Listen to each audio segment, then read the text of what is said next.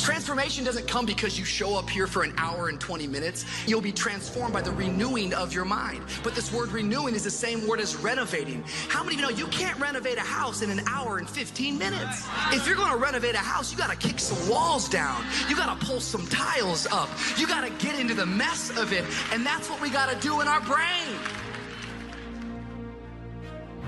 You have to decide that you're going to be in control and that you are going to do what you want to do. You are the machine and you can control the machine. Weakness doesn't get a vote. Sadness, no vote. Frustration, no vote. I don't even give my temper a vote. The next time that you're feeling weak or you're feeling lazy or you're feeling emotional, tell them you are declaring martial law on your mind. You're declaring mind control and impose what you want on your brain and use that mind control to move your life where you want it to be. It's not about clearing out your closet. It's about the transformation of your mind.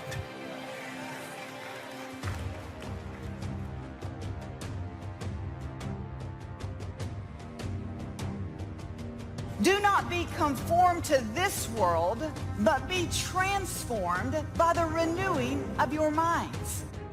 Do you have a mind to change? Do you have the mindset to be blessed? You have to decide to be blessed.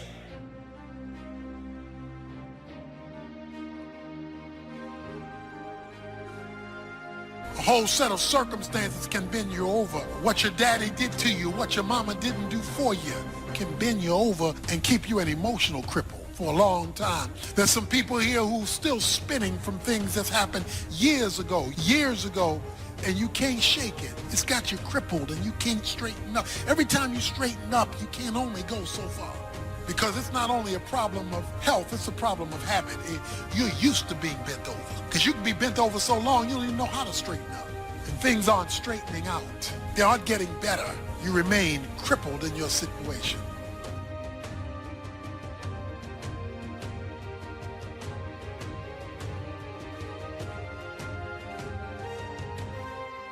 Sometimes you got to talk to yourself. Sometimes you got to say to yourself, now you know better than that. Sometimes you got to talk to yourself. When you see somebody you don't like, or somebody who gets on your nerves, you got to talk to yourself. You got to talk yourself into some stuff. And then you got to talk yourself. You got to tell yourself, don't do it. Don't go that way. Danger, dangerous intersection. You have to be able to talk yourself out of some stuff, because a whole lot of stuff I would not have gotten into had I talked to myself. We've got a chance to grow like never before, but I'm telling you, there's going to be many enemies that's going to try to prevent us. Whatever threatens you, I'm asking you to threaten it back. Take care of your responsibility. Somebody wants to destroy your chances for a good future by their negative talk, negative thinking, putting it all down. I'm telling you, walk away if you have to. Walk away. Whatever threatens you, threaten it back. Whatever threatens your opportunity, threaten it back. Now, some of our enemies are on the outside, but here's the most important thing to understand. Some of our enemies are on the inside. You got to do battle with your own indifference. And you've got to learn not only to nourish your values, you've got to learn to do battle with your enemies. I'm asking you to have some faith. Have some courage, believe, drive your doubts into a small corner. Don't let them loose like a mad dog, drive you into a small corner. Don't doubt the future, don't doubt the possibilities. And here's the most important one of all, don't doubt yourself. If I've got miracle working power to change my life, so do you. If I can grow, you can grow. I'm asking you, don't sell yourself short.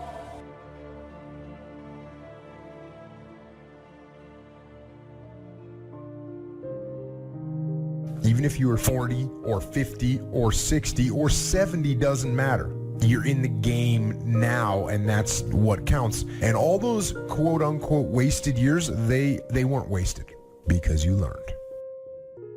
Learned about what it's like to be weak, and the knowledge that you learned about those things is fuel to make sure that it never happens again. Because you know what is out there. And you know how bad it can get. I say you embrace what you learned from the weekdays. Let them make you even stronger. And you use your own personal transformation that you've made in life. Use that to help other people transform and get on the path as well. If you know what it is to have the kind of pain that feels as if you cannot be confident, if you know what it is to be at the end of your rope and feel like your life is over and you've got questions that cannot be answered and you're confused and you're uncertain, you need to learn this verse. They that sow in tears shall reap in joy. I will never forget there's been many opportunities in my life that I have grappled with grief and pain so unbearable and so overwhelming that I thought that I would never smile again. I've seen days that were so dark for me that I thought there could not possibly be a silver lining in the clouds that hung over my head. I've seen days and weeks and months that drug me so low that I gave up all hope of getting up again. But in the midst of all of that despair and that trouble and that trauma and that pain, there was in the basement of my soul this one word, when. When should you start the day? As soon as you have it finished. Plan the day the best you can, leaving plenty of room for improvising and surprises and all the stuff that happens during the course of the day. But if you've planned a good, productive day, now you start that day, you can't believe how much more valuable your time will be. Next, don't start the month until you have it finished. The places to go and the people to see and the productivity and the sales and the customers and the development and all the rest of what you want to accomplish during the course of 30 days. And then here's the big one. This is really challenging. Don't start the year until you have it finished. To the best of your ability. It can't be finished like minute by minute. But in terms of the sweep of what you want to accomplish, make sure that that's set and ready to go. And it might get all upset. It might get torn up and you do a new one. You make so much progress the first 90 days that now you've multiplied it all by 2, by 3. Because that happened to me. I thought, wow, this is going to be a great year. By the time I'd finished the 3rd month, I'm rolling. So many things are happening, I revised my whole year's plan. Don't let anything overly bug you. Because remember now, you don't have to do anything. Someone says, well, I got to get a handle on my time. The answer is no, you don't. If you want to let it all go, you can let it all go. Somebody says, you ought, you ought, you ought. Jot this down. Ignore all the you oughts or you should. Take charge of your life. Take charge of your time. Take charge of your resources, which we're going to talk about next. Take charge of your health. You're the one that's responsible for it. It's not a requirement of society that you not have a heart attack and take care of your family, but you must make it a requirement of yourself. You will be okay.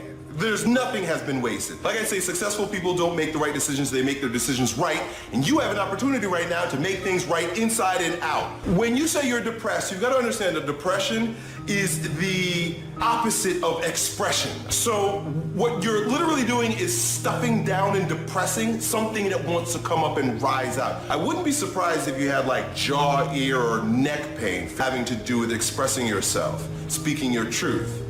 So yeah, you're depressing yourself. Stop it. Speak up. Speak your truth. Now, right, once you get that off your chest, now it's time to turn the flashlight in and discover what your truth is. We are living in a generation of the dumbing down of ideas because we have traded effectiveness for busyness. We are so busy and we think because we're busy, we're effective. But I want you to challenge your schedule for a minute and ask yourself, are you really being effective?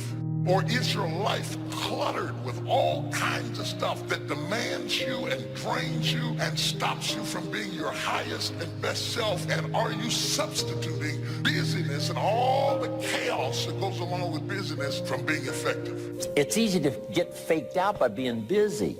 Guy comes home at night all exhausted, falls in the chair and says, oh, I've been going. Here's the big question, doing what? It's not the going. Some people are going, and they're doing figure eights. So don't mistake movement for achievement. There's a lot of things you could take from me and I could make it. You could take my suit, I got another one. You could take my car, I could get another one. You could take my house, I could get another house. But when you take my time, you have taken something from me that is totally irreplaceable. We do everything except the most important thing is to value our time. It takes time to be creative. You were meant to be creative. You have creativity.